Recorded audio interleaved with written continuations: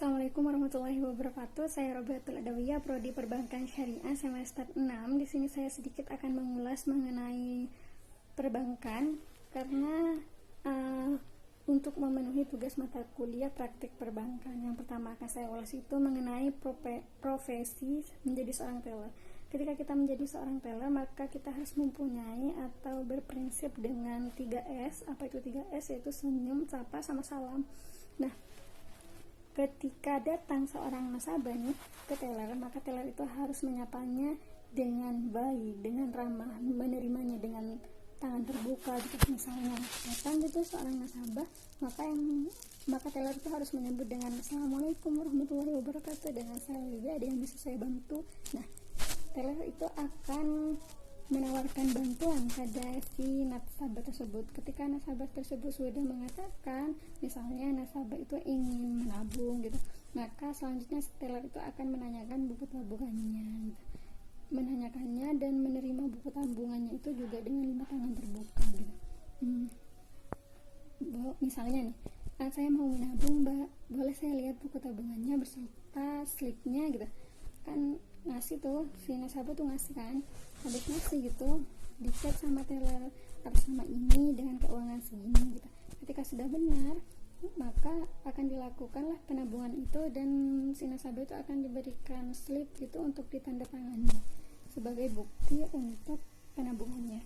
Nah, selanjutnya si teller itu harus berikan kesempatan untuk si nasabah, apakah si nasabah itu membutuhkan bantuannya kembali. Ketika nasabah tidak membutuhkan bantuannya kembali, maka si teller itu mempersilahkan nasabah itu kembali. Misalnya ada yang bisa saya bantu kembali, tidak mbak, terima kasih, misalnya si nasabah itu bilang kayak gitu, maka si teller itu akan menjawab dengan baik mbak, terima kasih, saya semoga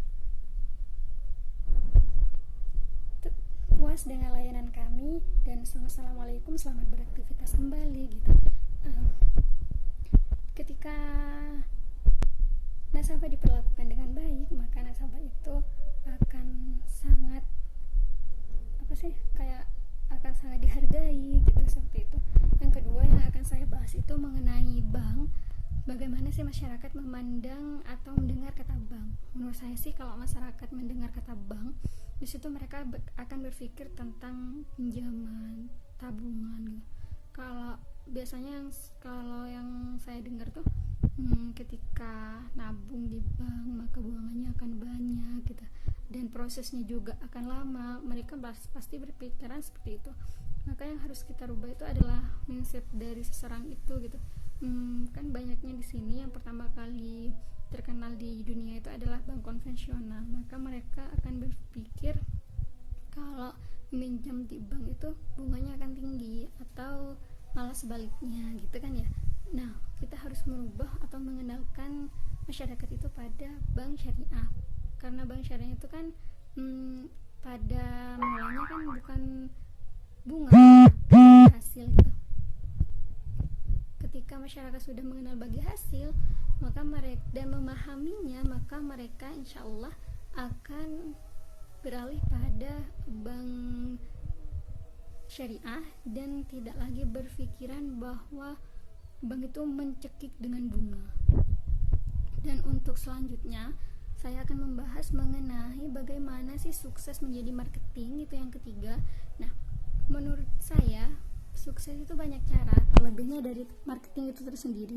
Dari marketing itu ketika kita sudah mencapai visi, misi sama tujuannya, maka di situ ada lintasan garis untuk sukses gitu. Nah, tingkatan untuk sukses itu salah satunya adalah ketika seorang marketing itu bisa bertanggung jawab. Salah satunya itu, ketika marketing itu bisa bertanggung jawab, maka semua pekerjaannya itu akan bagus, akan baik gitu. Kedua, bagaimana marketing itu mampu untuk memberikan saran, motivasi yang baik dan tepat untuk karyawannya. Karena ketika karyawan diberikan motivasi atau dorongan, saran gitu, maka karyawan itu akan terdorong untuk lebih baik lagi dalam memajukan perusahaannya itu. Nah, selanjutnya untuk langkah-langkah menuju sukses dari marketing itu salah satunya juga marketing itu harus memberikan contoh pada karyawannya. Misalnya gini, ketika ketika karyawan itu dituntut untuk disiplin, maka seorang marketing atau pimpinan itu harus juga disiplin. Ketika karyawannya juga dituntut untuk kerja yang maksimal, maka seorang marketing itu harus bekerja dengan maksimal juga gitu. Dan terakhir dari saya mengenai strategi ini, salah satunya itu adalah bagaimana seorang marketing itu mampu menjaga kekuatan tim, karena ketika kekuatan tim terjaga maka perorganisasian pun juga akan terjaga. Selanjutnya, kelemahan maupun kelebihan dari teller, CS sama satpam. Kalau dari kelemahannya itu kita bisa kan kelemahan itu dilihat dari sisi dalam seorang CS, teller dan satpam itu. Kekurangannya sih menurut saya kurang memilih sumber daya manusia yang baik gitu. Maksudnya baik dari segi tata keramanya, kayak lebih sopan gitu, lebih ramah gitu. Terkadang banyak satpam, banyak CS, banyak teller yang kurang sabar menghadapi nasabah gitu. Padahal itu kan adalah salah satu dari tugasnya. Kalau kelebihannya itu yang mereka itu banyak menguasai produknya gitu, kayak gitu kan. Yang kelima itu bagaimana sih caranya untuk memperkenalkan bank berimage baik pada masyarakat. Nah, yang dilakukan oleh teller, CS maupun satpam yaitu tadi, mereka harus bersifat ramah, paham tentang produknya, terus sabar dalam menghadapi nasabah meskipun dia tahu kayak CS itu kan. Nah, kalau nasabah datang ke CS pastinya kan itu mereka akan siap untuk dimarahi sama nasabah gitu. Nasabah komplain, nasabah ini gitu.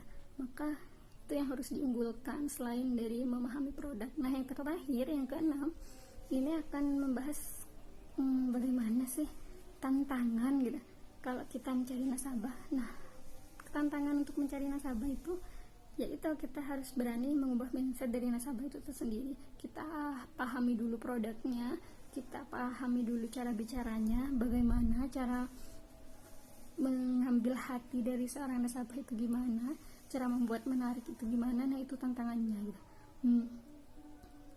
Ketika kita sudah berhasil mengubah mindset seseorang, berhasil mengubah mindset dari pengetahuan kita tentang produk dari bank itu, maka otomatis itu nasabah itu akan lulus tersendirinya gitu. Maka itu yang menurut saya menjadi tantangan gitu, bagaimana kita memahami, mendalami, memenangkan hati dari nasabah gitu.